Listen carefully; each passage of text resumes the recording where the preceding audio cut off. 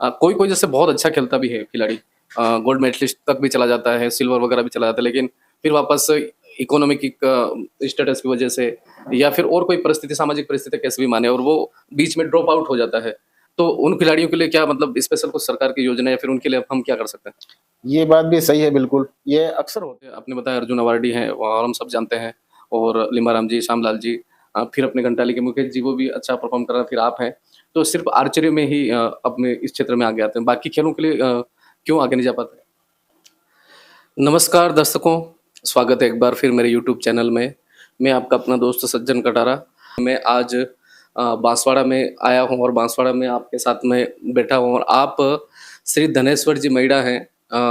आप सब जानते हैं इनको, और ये वर्तमान में आर्चरी के तीरंदाजी जो होती है उसके कोच हैं, और आप कई बार इंटरनेशनल पे रिप्रेजेंटेटिव भी रह चुके हैं, और गोल्ड, खुद आप नेशनल गोल्ड मेडलिस्ट हैं, और वर्तमान में बांसवाड़ा और प्रतापगढ़ दोनों जिलों के खेल अधिकारी के रूप में पदस्थ हैं। तो आज हम इनसे मिलने के लिए आए हैं और इनसे जानेंगे इनका पारिवारिक बैकग्राउंड, इनकी खेल में रुचि कैसे हुई, और जैसा इनके आने के बाद में खेल में एक नया परिवर्तन आया है, तो इनका क्या विजन है और ये खेल के लिए और क्या-क्या कर रहे हैं। हमारे यहाँ पर खेल में पिछड़े होने का कहीं न कहीं कारण बन रहा है, तो वो क्या कारण है? ऐसी बहुत सारी चीज़ें हम आपके लिए लेके आएँगे। जिन-जिन का स्पोर्ट्स के प्रति जो रुझान है, जो जानना चाहते हैं, उन सारी जिनकी क्वेरीज़ थी, वो सारी क्लियर करने की हम कोशिश करेंगे। तो सर नमस्कार। है। नमस्कार सज्जन जी। सर सबसे पहले तो आप ये बताएँ कि आप कहाँ से बिलॉन्ग करते हो और आपका पारिवारिक बैकग्राउंड क्या है? मैं बांसवाड़ा जिले की कुशलगढ़ तहसील है, वहाँ पे गांव नागदा है, जी, ग्रामीण क्षेत्र से हूँ, जी। वहाँ से बिलोंग करता हूँ। और इस खेल में जो वैसे बहुत ज़्यादा कुछ रुचि नहीं थी जी। कि खेल में आगे बढ़ेंगे, हाँ, हाँ। लेकिन एक दूसरे को दोस्तों को देखा, प्राइवेट स्कूल में पढ़ रहा था, हाँ, तो उसमें दोस्तों से देखा और स्कूल वालों ने भी मोटिवेट किया कि आप लोग तो ट्राइबल से हो, हाँ। और तीरंदाजी की टूर्नामेंट हो रही थी। उन्होंने कहा तीरंदाजी में तो आप लोग को तो वैसे आपको क्या सिखाना पड़ता है, आप तो उसे तीर मार सकते हाँ, हाँ। जी, हैं। तो उस टूर्नामेंट में चले गए। जी। वहाँ तो ठीक है, शुरुआत तो एक तरह से शौकियाना शुरू किया था। हाँ, हाँ। वहां पर भी तुक्के में तीर लग गया, तुक्के में तुक्का लग गया। हाँ, हाँ। चलो, तो हमने सोचा कि यार थोड़ा और आगे बढ़ते देखे, प्रयास करते हैं इसका। जी, तो इस तरह से वैसे शुरुआत में ऐसा ये नहीं था कि अपन कोई खिलाड़ी बनेंगे, जी, खेल के क्षेत्र में कुछ करेंगे, जी, लेकिन जब थोड़ा अच्छा करने लगे जी। तो धीरे धीरे कदम इसकी ओर बढ़ते गए। हुँ, हुँ। और इस फील्ड में जी, एक नेशनल गोल्ड मेडलिस्ट और टीम इंडिया के साथ में नेशनल कोच, जी। और इस तरह से सेवाएं अब तक दे दी है। तो जैसे अब तो सर आप सभी को मोटिवेट करते हो, उनको गाइड करते हैं। आपके समय में सुविधाएँ थी क्या सर? नहीं, जो आज सुविधाएं हैं वो उस समय नहीं थी। जी, आप बताओ तो शुरुआत हमने एक बिल्कुल ही ट्रेडिशनल तीर और धनुष हुआ करता था, जो उससे बाँस के जो। बांस का, जी, और जो वही शिकारी में काम आने वाला तीर। जी, ऐसा आज भी ट्रेडिशनल इक्विपमेंट होता है, आज काफी मॉडर्नाइज हो चुका है। जी। उस समय नहीं था, उसमें केवल सिंगल पीस हुँ, जो गांव में रखते हैं वही इस तरह का तीर लिया और हमने चला। जी। आज उसमें और उस समय के में काफी दिन रात का अंतर है। हुँ, हुँ। आज अब धीरे धीरे जैसे जैसे स्पोर्ट्स आगे बढ़ता जा रहा, जी, वैसे ही उसमें इस खेल में और इक्विपमेंट सब में सुधार होता जा रहा। जी। जैसे कि आज जैसे कि जो इक्विपमेंट जो नेशनल स्टैंडर्ड का इक्विपमेंट है, हुँ, हुँ। उस समय हमारे समय में उतना बढ़िया इक्विपमेंट नहीं हुआ करता था, हाँ, लेकिन फिर भी ऐसा नहीं है कि जो हुआ तो हुआ करता था वो भी एक अच्छी क्वालिटी की हुआ करता था। हुँ, हुँ। आज हाँ, आज समय निकला, समय रहते हैं अच्छी अच्छी जो जैसे गाड़ियां लेते हैं तो उस समय कुछ और गाड़ियां होती है। हुँ, आज और टेक्नोलॉजी बढ़ जाती है, जिस हुँ। तरह से इक्विपमेंट में आर्चरी इक्विपमेंट में भी टेक्नोलॉजी बढ़ती गई, जी, और आज कई सारे एक अच्छे इक्विपमेंट आने लग गए, जी, जिससे काफी अच्छे, जैसे इंडिया के भी तीरंदाजी के क्षेत्र में पहले का स्तर और आज का स्तर में काफी अंतर है, जी, और उसके पीछे यही कारण है। जी। दूसरा फिर यह है कि उस समय स्पोर्ट्स में कहें तो बहुत ज्यादा रुझान नहीं थे। हुँ। आज तीरंदाजी भी है तो तीरंदाजी क्या है, तीरंदाजी पहले ज्यादा कोई पहचानते नहीं थे। हाँ, नहीं पता। तीरंदाजी खेल आपको बताऊं तो जी। लिम्बाराम जी के नाम से इस खेल को जाना जाता। हाँ, जाना जाता है। उससे पहले ठीक है तीरंदाजी हुआ करती थी, नहीं होती थी ऐसा नहीं है, हुँ, लिम्बाराम जी से पहले भी हुआ करती थी, लेकिन उतना पॉपुलर नहीं था। तो लिम्बाराम जी ने जब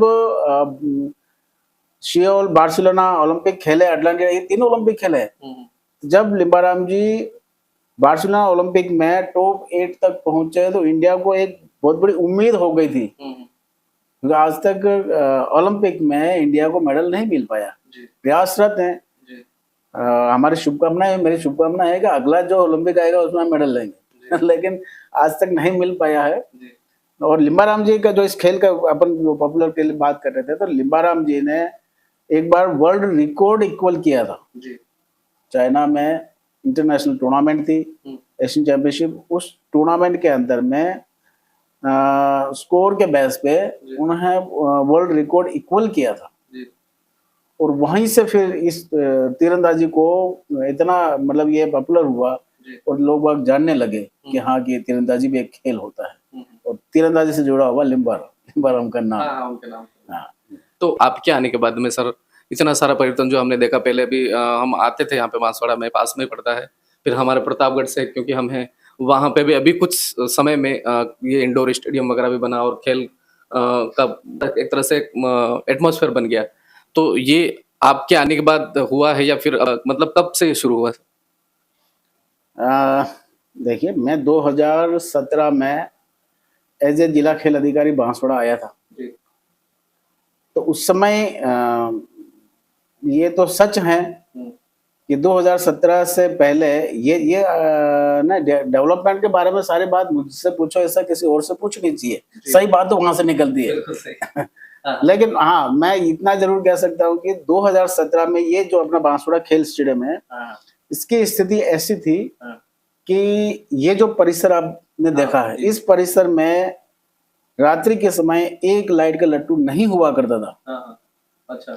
आज जैसे रात्रिकालीन में आपको 100 लट्टू मिल जाएंगे, बड़ी अच्छी लाइट है, लट्टू का बल्ब ऐसा नहीं, बड़ी अच्छी लाइटें मिल जाती, उजाला रहता, सब कुछ है। और उस समय एक व्यक्ति 7 बजे बाद यहाँ कोई व्यक्ति अंदर नहीं आता था, अगर आते भी थे तो थोड़ा एंजॉय करने वाले आते थे। कहने का मतलब यहाँ डेवलपमेंट में नहीं था, ना ही चार दीवारी, ना लाइट की व्यवस्था, ना मैदानों की व्यवस्था। वहाँ यहाँ किसी खेल का मैदान, जस्ट एक जो अभी ट्रैक बना हुआ है एथलेटिक का, सिंदर ट्रैक, वो उसमें था, एक इंडोर था, एक पुराने में ऑफिस थी। इसके अलावा और कोई यहाँ खेल के मैदान वगैरह ये नहीं थे। मैं आया, भाई नौकरी तो करनी थी, मैं ऐसा भी नहीं कहता हूँ मैंने बहुत कुछ किया आगे, मैं तो नौकरी की आगे। नौकरी मैंने विचार किया कि जब सरकार इसके बदले अपना परिवार पाल रही है तो मेरी जिम्मेदारी क्या बनती है, मैंने उस जिम्मेदारी की तरफ मैंने विचार किया।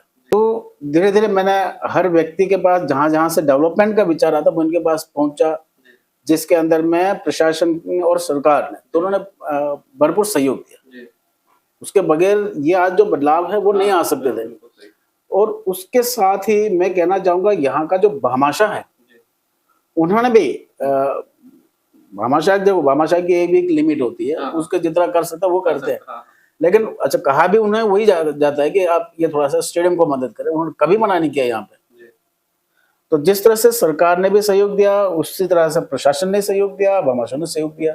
तो आज हमारे पास इस बांसवाड़ा खेल स्टेडियम, मैं प्रतापगढ़ की फिर बात करूंगा, तो बांसवाड़ा खेल स्टेडियम में आज की तारीख में badminton, table tennis, lawn tennis, football, hockey, तीरंदाजी, खो खो, कबड्डी, वॉलीबॉल, बास्केटबॉल, अभी हम बहुत जल्दी सिंथेटिक बनाने वाले हैं। अच्छा। मतलब इतने खेलों की सुविधाएं हो चुकी है। अब हमारा प्रयास ये है कि ये सुविधा पर्याप्त नहीं है, हम इससे आगे बढ़ने चाह रहे हैं। तो इसके लिए भी हम प्रोजेक्ट वो प्रस्ताव तैयार कर रहे हैं। प्रस्ताव तैयार करने के बाद सरकार के सामने रखेंगे और जो आवश्यकताएं हैं उन आवश्यकताओं को ध्यान में रखते हुए, और जो सुविधाएं अभी हम नहीं दे पा रहे खिलाड़ियों को, वो भी देंगे। शिक्षा में, स्पेशली शिक्षा में खेल का महत्व, और बहुत सारे जो बच्चे हैं जैसे नौकरी पढ़ाई लिखाई करके ट्रेनिंग की ओर भागते हैं और ट्रेनिंग करने के बाद सीधा नौकरी की तरफ, और खेल में कितना महत्व, शिक्षा में खेल के महत्व के ऊपर अपन बात करें तो देखिए, ये तो ऐसा है, शिक्षा के साथ साथ स्पोर्ट्स का, और स्पोर्ट्स के साथ साथ शिक्षा का होना बहुत जरूरी है। या तो जैसे कि आज हमारे लिम्बाराम जी और श्यामलाल जी, वो ओलंपियन हो गए। ओलंपियन के साथ में लिम्बाराम जी या श्यामलाल जी दोनों अर्जुन अवार्डी भी हो गए, लेकिन एजुकेशन उनकी कम है। इस वजह से अब लेकिन वो जब एक अच्छे स्टैंडर्ड के आर्चर बन गए, सरकार ने उनको बेकायदा नौकरी हो गई, सब दी, नौकरी दे दी। लेकिन अगर जो कई ऐसे खिलाड़ी होते हैं वो बीच के होते हैं या उससे नीचे के होते हैं खेल में, और इधर से पढ़ाई उनकी उतने बराबर नहीं होती है, तो फिर उनका जीवन अंधकार की तरफ चला जाता है। तो मैं तो कहना चाहूंगा कि खेल के साथ साथ में पढ़ाई को कभी नहीं रोके, बहुत जरूरी है। ऐसा नहीं होता है कि भाई खिलाड़ी बेचारे ऐसा भी कई बार कर लेते हैं, ठीक है अपन पास तो हो जाएंगे लेकिन पर खेल में खेलते, ऐसा नहीं होता। आज कंपटीशन का युग है, आप केवल उस सब्जेक्ट में पास होके रह जाएंगे, कंपटीशन में अगर फेल हो जाएंगे तो आपको नौकरी नहीं मिल पाएगी। अगर ठीक है भाई आपने स्पोर्ट्स बहुत अच्छा कर लिया, आज जैसे गवर्नमेंट की पॉलिसी है कि नेशनल तक पहुंचता है तो उसको कंपटीशन में फाइट करने के लिए योग्य बन जाता है, नेशनल सीनियर नेशनल मेडलिस्ट हो जाता है, तो आउट ऑफ टर्न में उसको नौकरी मिल जाती है। लेकिन जो ऐसे बीच का और उससे नीचे के रह जाते हैं वो उनको तो मैं उनके लिए खास तौर से कहूंगा कि एक अपने जो जैसे एजुकेशन है, एक लेवल तक के एजुकेशन है, वहां तक बराबर का ध्यान देवे। ऐसा कई लोग कहते हैं कि इधर अगर एजुकेशन की तरफ ध्यान देते हैं तो खेल अच्छा नहीं होता, ऐसा नहीं हो सकता। एक आपको उदाहरण बताओ इसके लिए, हमारे साथी थे संजीवा सिंह, जो आज एचपीडी हैं पूरे भारतवर्ष के, वे टाटा कंपनी से निकले हुए हैं, टाटा कंपनी में रह के उन्हें खेले भी और पढ़े भी, तो खेल भी वो इंटरनेशनल हैं, ओलंपियन हैं, अर्जुन अवार्डी हैं, और पढ़ाई के अंदर में इंजीनियरिंग गोल्ड मेडलिस्ट हैं। तभी तो उन्होंने इतना बड़ा इंजीनियरिंग में गोल्ड मेडलिस्ट भी होना और ओलंपियन होना, अर्जुन अवार्डी होना, एक ये रहता है। तो खिलाड़ियों के लिए खास बात ये है कि उनके लिए कहना होगा कि उनको दोनों पहलू बराबर करके चलना चाहिए। ठीक है भाई, आगे जाके उनको ये है कि भाई ठीक है आप इतना बढ़िया स्पोर्ट्स में नहीं कर पा रहे हैं तो चलो कोई बात नहीं, अपन खेल एजुकेशन में भी उतने कमजोर नहीं है, तो फिर आप जाके थोड़ी अच्छी मेहनत वहां करके और अपना जीवन तो कम से कम अपने पैरों पे तो खड़ा हो ही सकता है। कोई कोई जैसे बहुत अच्छा खेलता भी है खिलाड़ी, गोल्ड मेडलिस्ट तक भी चला जाता है, सिल्वर वगैरह भी चला जाता है, लेकिन फिर वापस इकोनॉमिक स्टेटस की वजह से या फिर और कोई परिस्थिति, सामाजिक परिस्थिति कैसे भी माने, और वो बीच में ड्रॉप आउट हो जाता है। तो उन खिलाड़ियों के लिए क्या मतलब स्पेशल कुछ सरकार की योजना या फिर उनके लिए हम क्या कर सकते हैं? ये बात भी सही है, बिल्कुल ये अक्सर होता है। जी। अपन भी आइडेंटिफाई कर लेते हैं कि बहुत अच्छा खिलाड़ी है, खेल में अच्छा कर सकता है, लेकिन खिलाड़ी की जो परिस्थिति होती है उस परिस्थिति ऐसी नहीं होती है कि अपन बहुत अच्छा स्पोर्ट्स में कुछ कर सके। स्पोर्ट्स में आप देखें तो कोई सा भी स्पोर्ट्स ले लो, केवल तीरंदाजी का नहीं, उसको पैसे से मजबूत होना बहुत आवश्यक होता है। आज सपोज करो आर्चरी का अपन बाद में बात करें, मैं पहले सबसे पहले एथलेटिक्स की बात करूंगा। अब एक एथलीट होता है, उस एथलीट को अगर उसका प्रॉपर डाइट अगर दी जाए तो उसको एक बहुत अच्छा मतलब अच्छे स्तर का खिलाड़ी अच्छे प्लेटफॉर्म तक पहुंचने के लिए उसको लाखों रुपए उसके डाइट में खर्च हो जाते हैं। अच्छा। अब उसका इक्विपमेंट कहाँ गया, उसका शूज कहाँ गया, इसका भाई वो कहाँ गया, ये बहुत सारी चीजें। ये जब नहीं होती है और खिलाड़ी ओवर प्रैक्टिस कर जाता है, प्रॉपर डाइट नहीं होती है, तो धीरे धीरे उसका जो शरीर है ना वो टूटने लग जाता है। और एक समय आता है, पहले ऐसा लगता था कि ये खिलाड़ी बहुत ही अच्छा निकलेगा, लेकिन एक समय के बाद में जब उसकी परफॉर्मेंस डाउन होती जाएगी, उसका मनोबल टूटता जाएगा, फिर वो खिलाड़ी एक दिन बंद कर देता है। अब वो जब पीक में था, उसके स्पोर्ट्स के परफॉर्मेंस में जब पीक में था, उस समय अगर उसको पहचान कर लिया जाए सरकार के माध्यम से, स्पोर्ट्स के माध्यम से पहचान कर लिया जाए, उसको जो आवश्यक प्लेटफॉर्म है अगर वो मिल जाए तो फिर वो आगे निकल लेता है, पीछे नहीं रहता। ये होता है जैसे अब आर्चरी में है, कई सारे खिलाड़ी उनको इक्विपमेंट की आवश्यकता रहती है, इक्विपमेंट काफी महंगे होते हैं। सरकार मदद कर रही है, सरकार मदद नहीं कर रही ऐसा नहीं है, सरकार मदद कर रही है, लेकिन अब ऐसा है कि कई बार हो सकता है उसको कहीं मदद नहीं पहुंच पाए, वहां ऐसे समय में ही उस खिलाड़ी का भी मनोबल टूटते हुए उसकी प्रतिभा वहीं के वहीं रुक जाए। तो ये थोड़ा सा है कि वैसे आज के समय में तो सरकार हर दृष्टि से ध्यान तो दे रही है स्पोर्ट्स में, उन्हें इक्विपमेंट की आवश्यकताएं होती है तो इक्विपमेंट भी मुहैया करा रही है। फिर भी ये है कि सारा सब कुछ सरकार के ऊपर ही डिपेंड रह के चले, ऐसा भी संभव नहीं है। थोड़ा अपना भी बैकग्राउंड थोड़ा जहाँ तक संभव सही ठीक ठाक होना चाहिए। तो जैसे सरकार तो मदद कर रही है जैसा आपने बताया और कर ही रही, क्योंकि ये सारी चीजें आप जैसा आपने बताया उनकी सरकार के बिना संभव नहीं है, प्रशासन का पूरा सहयोग। हम अगर सामाजिक तरीके से या सामुदायिक तरीके से कुछ खिलाड़ियों की हेल्प करने का सोचें तो वो कैसे संभव हो सकता संभव है, ये भी अच्छा है, अच्छी बात है कि समाज को इस सहयोग के लिए आगे आना चाहिए। जो एक सक्षम है वे अगर आगे आएंगे कि यार ये अपने क्षेत्र का खिलाड़ी हैं, इस क्षेत्र अपने इस क्षेत्र के खिलाड़ी को ठीक है बहुत ज्यादा कुछ सहयोग नहीं, लेकिन एक हाँ चलो इसको इनिशियल स्टेज पे ये सहयोग करें, इस तरह के भामाशाह पैदा कर सामने आए और उस खिलाड़ी को अगर इस तरह का सहयोग मिल जाए तो इस तरह का अगर कुछ छोटा मोटा उसको ब्रेक लगने वाला हो ना या आर्थिक दृष्टिकोण लेकर, तो वो उसका ये माना जाएगा कि उसको डूबते समुद्र में उसको एक वो जीवन दान मिल गया। तो एक तरह से अगर भामाशाह इस तरह से आगे आए और ऐसे खिलाड़ियों को कि जिसको लगे कि भाई ये खिलाड़ी बहुत आगे कुछ कर सकता है, अपने क्षेत्र का नाम रोशन कर सकता है, तो उसका सहयोग करना चाहिए, आगे बढ़ के सहयोग करना चाहिए। अपने इस क्षेत्र में टीएसपी क्षेत्र में कबड्डी है, खो खो है, एथलीट है, फुटबॉल है, क्रिकेट भी खेलते हैं, वॉलीबॉल भी खेलते हैं, बास्केटबॉल है, ये सारे खेल में भी बहुत अच्छे खिलाड़ी हैं और अपने हर जगह जैसे आपने बोला कि मैं एक छोटे से गांव से निकला हूँ और अच्छा कर पा रहा था तो लोगों ने मेरे टैलेंट को पहचाना और आगे जैसे जैसे अच्छा करता चलेगा और आप एक अच्छे रिस्पेक्टेड पद पर हैं, तो ऐसे खिलाड़ियों को पहचानने के लिए क्या करना चाहिए हमको? देखो सबसे पहले तो ये है कि यहाँ जो ये आप सारे खेल बताए ना कि यहाँ के अच्छे टैलेंट है, ये सब भी बिल्कुल सही है कि अपना जो एरिया है ये वागड़ क्षेत्र है, पहाड़ी क्षेत्र है, यहाँ का जो विद्यार्थी है, खिलाड़ी है, ये 3-3, 4-4 किलोमीटर पैदल तो चल के तो स्कूल चला जाता है और घाटी आती है तो दौड़ के घाटी चढ़ जाना ना उतर जाना, ये तो इसका नॉर्मल होता है। तो इनके अंदर में स्टेमिना है, इसलिए ये सब कर लेते हैं।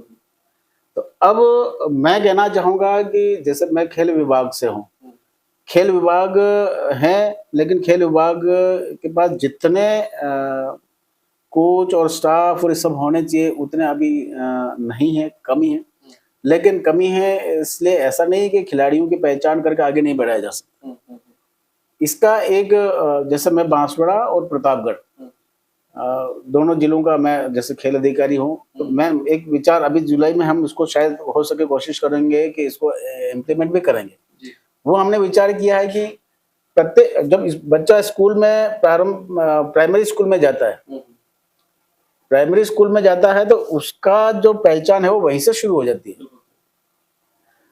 तो अब जैसे कि मैं अभी हाल ही कोरिया में जाके आया, वहाँ मेरी ट्रेनिंग थी कोचेज की, तो वहाँ 2-3 जगह हमें विजिट कराया गया था और स्पोर्ट्स की। तो अब जब उन्होंने क्या कि जैसे यहाँ अपने यहाँ प्राथमिक शिक्षा होती है, तो प्राथमिक शिक्षा में ही जब बच्चा 6-7 साल का होता है तो उस समय ही उसकी पहचान की जाती है। अच्छा। कि ये लगभग मतलब किस स्पोर्ट्स के लायक हैं। उनके वहाँ स्पोर्ट्स स्कूल खुले हुए हैं। अच्छा। तो स्पोर्ट्स स्कूल खुले हुए हैं तो उनको जब वहाँ इसके पहचान करता है, वो देखते हैं कि ये इसकी बॉडी है, इसका ये सब ये लगभग इस स्पोर्ट्स के लायक है, उसको उस प्रारंभिक स्कूल में उसमें डाला जाता है। अच्छा। उस स्पोर्ट्स में डाला जाता है। तो प्रारंभिक जैसे क्लियर करता है तब तक ये बिल्कुल फाइन हो जाता है कि हाँ कि ये आर्चर सुटेबल है। फिर उसके जैसे ही उच्च प्राथमिक में जाएगा तो फिर वहां छटनी करके उस उच्च प्राथमिक स्कूल में उस स्पोर्ट्स में इसको डाल दिया जाता है। अच्छा। अब देखिए वहां खिलाड़ी कहाँ से तैयार हुआ, प्रारंभिक कक्षा से तैयार शुरू हो गया, उच्च प्राथमिक चला गया, उच्च प्राथमिक से फिर अब वो जैसा यहाँ हर जो हायर एजुकेशन में जाते हैं तो इस तरह से बच्चा जब वहां से चिन्हित हो गया, चिन्हित होने के बाद में उच्च प्राथमिक में गया, उच्च प्राथमिक में उसको पूर्ण रूप से ये कर देता है हाँ कि अब और वहाँ उच्च प्राथमिक तक लेवल तक में वो एक कम से कम नेशनल स्टैंडर्ड का खिलाड़ी बन जाता। और वहां फिर एक फाइनली एक छटनी और होती है कि ये अब जो इतने खिलाड़ी है, ये अब अपने एक हायर परफॉर्मेंस की तरफ बढ़ने वाले खिलाड़ी, अच्छा उनकी फिर एक अलग है। अच्छा उनको उनको देख रेख करने वाले अलग है, उनको कोचिंग देने वाले अलग हैं, सब कुछ ये। तो अपने यहाँ पर भी हम डीएम सर से बात भी हुई, आप वो भी बिल्कुल हमारे यहाँ पे, यहाँ पहले प्रतापगढ़ में कलेक्टर साहब थे, डॉक्टर इंद्रजीत यादव जी। अब ये तो उन्होंने यही कहा है कि आप विचार करें कि आप अपन इन खिलाड़ियों को कैसे पहचान कर सके, उनकी प्रतिभा को कैसे पहचान करें। तो उसके लिए हम क्या कर रहे हैं कि कोशिश करेंगे जुलाई में ही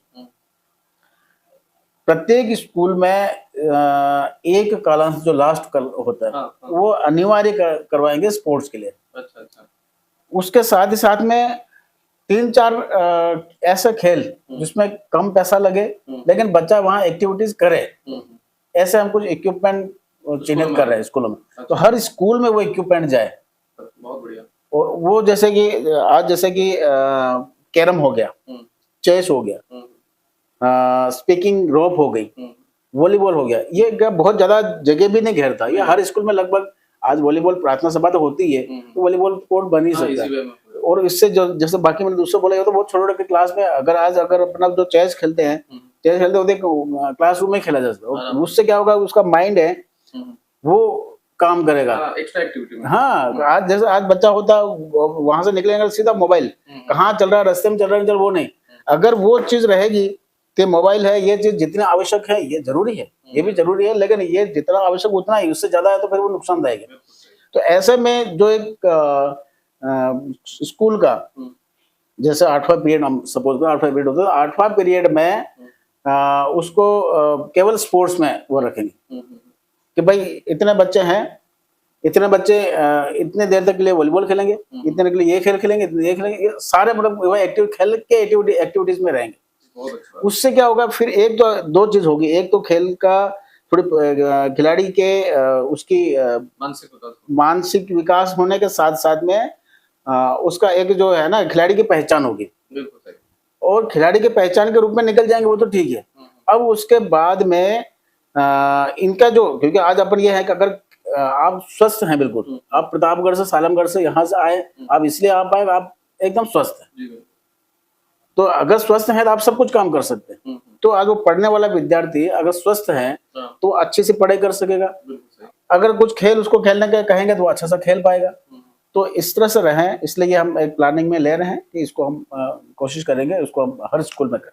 जी बिल्कुल। जैसा कि आपने बताया सब खेलों के लिए, मेरा एक सवाल भी था कि सिर्फ अपने यहाँ पे जैसे आपने बताया अर्जुन अवार्डी हैं और हम सब जानते हैं, और लिमाराम जी, श्यामलाल जी, फिर अपने घंटाली के मुकेश जी, वो भी अच्छा परफॉर्म कर रहे हैं, फिर आप हैं, तो सिर्फ आर्चरी में ही अपने इस क्षेत्र में आगे आते हैं, बाकी खेलों के लिए क्यों आगे नहीं जा पाते? ये देखिए आर्चरी, अब ये जो नाम आपने लिया ना, ये ट्राइबल के सारे नाम है। तो ट्राइबल के लिए कहे जाए तो तीरंदाजी एक खून में रंगी हुई एक ये है। तो एक तो ये है कि इसलिए तीरंदाजी में ज्यादा आ गए। दूसरा फिर जैसे कबड्डी हो गया, फुटबॉल हो गया, वॉलीबॉल हो गया, ये खेल भी है। कबड्डी में और फुटबॉल में इतने पीछे तो नहीं है, लेकिन हाँ देखा जाए तो इन खेलों में पीछे हैं। उसके लिए यही है कि एक तो खिलाड़ी को प्लेटफॉर्म, एक संसाधन, ये सुविधाएं जितने मिलनी चाहिए उतने तो नहीं मिल रही, और नहीं मिलने का कारण से ही ये पीछे है। तो उनके लिए मतलब किस स्तर पे हमें प्रयास करना चाहिए? उसके लिए तो यही है कि जैसे अभी एक आपको बताऊं, खेलो इंडिया स्कीम ने प्रत्येक ब्लॉक में प्रचलित खेल में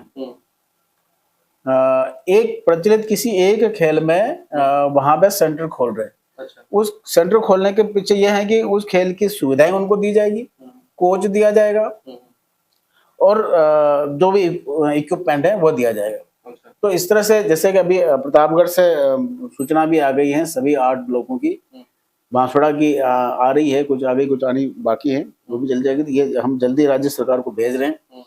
तो इस तरह से करके जो आर्चरी के अलावा, जैसा आपका सवाल ये था कि भाई आर्चरी में ही क्यों, बाकी में क्यों नहीं आ रहे हैं, तो इस तरह से अभी हम ब्लॉक में हर ब्लॉक से ही ले रहे हैं कि भाई आपके ब्लॉक में कौन सा खेल सबसे ज्यादा पॉपुलर है, उसके कुछ रिजल्ट भी अच्छे रहे, सुविधाएं इनिशियल स्टेज में अपन शुरू करने के लिए वो क्या है वो सब ले रहे हैं। वो लेने के बाद में उन खेलों की भी सुविधाएं देने लगेंगे। तो जैसे आर्चरी के अंदर में रिजल्ट और खिलाड़ी हैं, इस तरह से बाकियों में भी आने लगेंगे। तो बाकियों में आने लगेंगे। और एक और चीज जैसे सर, जैसे इस तरह का भी टीएसपी ट्राइबल बेल्ट हैं और झारखंड में अभी मोस्ट ऑफ खिलाड़ी आने लगे बाकी सब गेम्स में, और उनको काफी सारी सुविधाएं भी सरकार मुहैया कराती है। कुछ किसी भी प्रकार, जैसे आप बता रहे हैं आप कोरिया में गए थे, उस माहौल में वो लोग रहने लगे हैं। तो हमारे यहाँ पे वो कब तक क्या होगा, उसके लिए क्या प्रयास करने पड़ेंगे? देखो जैसे कि उदाहरण दिया आपने झारखंड का, झारखंड में मेरे को मालूम है एक तो टाटा कंपनी है, एक टाटा स्टील, मतलब वो उसी के ब्रांच हैं। उन्होंने एक तरह से गोद ले रखा है पूरी तरह से। वे काफी अच्छे स्टैंडर्ड तक में खिलाड़ी को ले जाने के लिए पूरा खर्च कर रही है। अपना राजस्थान में जैसे ऐसा भी नहीं है कि जो वहां की सरकार उनको इतना दे रही है इतना अपने यहाँ नहीं दे पा रहे हैं, दे तो यहाँ पर भी रहे, दे तो यहाँ पर भी रहे हैं। खिलाड़ी जरूर उनको कहाँ न कहाँ इतनी सुविधाएं जितनी मिलनी चाहिए उतनी नहीं मिल पाती, इसलिए नहीं निकल रहे हैं। लेकिन आने वाले समय में शायद अपन भी उनसे ऊपर जाएंगे, राजस्थान जाएंगे। हरियाणा का सर हर जो युवा है या फिर वहाँ की सिर्फ बॉयज ही नहीं गर्ल्स भी पूरी तरह से स्पोर्ट्स में, हर स्पोर्ट्स में और फिजिकली स्पेशली फिट रहते हैं। तो वहाँ के जैसा उस तरीके का अपन अपने इधर क्यों नहीं कर सकते, और वहाँ के कर रहे हैं तो ऐसा क्या कारण है? यहाँ पर भी होगा, जैसे कि हरियाणा में क्या करते हैं, मैं हरियाणा में भी रहा हूँ। तो जो मैंने अभी आपको बताया था कि एक स्कूल लेवल से ही जिस तरह से मॉनिटरिंग की जाती है, तो वो हरियाणा में कुछ स्तर तक उन्होंने शुरू कर रखा है कि और दूसरा फिर इसके साथ साथ में कुछ फैसिलिटीज हैं वो भी हरियाणा ने काफी अच्छा दिया है। उसकी वजह यह है कि हर खेल में और जिस किसी खेल में है तो उनको वहाँ उन्होंने अच्छी सुविधाएं तो दी है। इस वजह से वो खेलों का एक इन्वायरमेंट भी है। अगर सपोज को जैसे ये बांसवाड़ा है, बांसवाड़ा में आर्चरी में तीरंदाजी है, तो तीरंदाजी में अगर अभी बच्चा अपना इसी साल में एक बच्चा है वो नेशनल गोल्ड मेडलिस्ट हो गया है, तो एक ये यहाँ का इन्वायरमेंट बनता है कि अरे ये लेके आया तो चलो इसके बराबर की अपन भी मेहनत करें तो अपन भी लेके। इस तरह से वहाँ एक कंपटीशन की भावना हो, ये सब मिला के कंपटीशन की भावना। तो वहाँ संसाधन भी ज्यादा है, सुविधाएं भी ज्यादा है, खिलाड़ियों को दी जाने वाली ये सुविधाएं वो भी काफी अच्छी है। प्रयास है, देखो राजस्थान में भी अच्छा ही हो रहा है और यहाँ का भी निकलेंगे खिलाड़ी।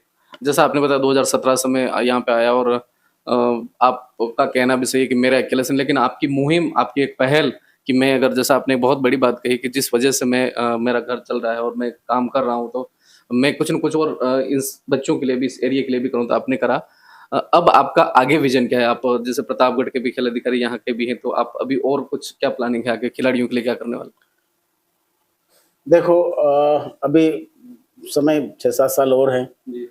मैं हमेशा यही विचार रखता हूँ कि अपने रहते हुए जो काम नहीं हुआ वो होना चाहिए, और उसके लिए मैं हमेशा प्रयासरत रहता हूँ। अभी अपन ने यहाँ, मैंने अभी आपको बताया था पहले कि भाई उससे पहले 2017 से पहले यहाँ कोई मतलब ये ग्राउंड नहीं हुआ करता था, बच्चे खेलें कहाँ ये, लेकिन आज के उस दिन के आज के दिन के काफी परिवर्तन हो चुकी है, अभी हैं, ये भी हम और ज्यादा परिवर्तन करेंगे। प्रतापगढ़ में भी आपको बताया, वहाँ उस जगह को आपने देखा भी है, बाउंड्री वॉल बनी हुई है और एक वो आपको मल्टीपर्पज इंडोर स्टेडियम बना हुआ है। उसके अलावा नहीं था, लेकिन शुरुआत हो गई है।